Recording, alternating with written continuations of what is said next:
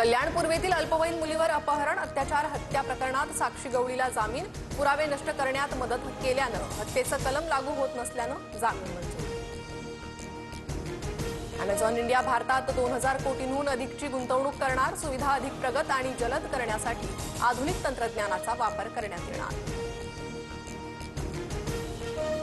राज्यभर पावसाचा तडाखा, मात्र अमरावतीतील मेळघाटमध्ये भीषण पाणी टंचाई, महिलांची हंडाभर पाण्यासाठी पायपीट, हर घर नल योजनेअंतर्गत प्रत्येक घरी नळ देण्याची महिलांची मागणी। नाशिकमध्ये गोदाघाट परिसरातील पाणी ओसरलं, गंगापूर धरणातून पाण्याचा विसर्ग होणार असल्यानं परिसरात पुन्हा अलर्ट।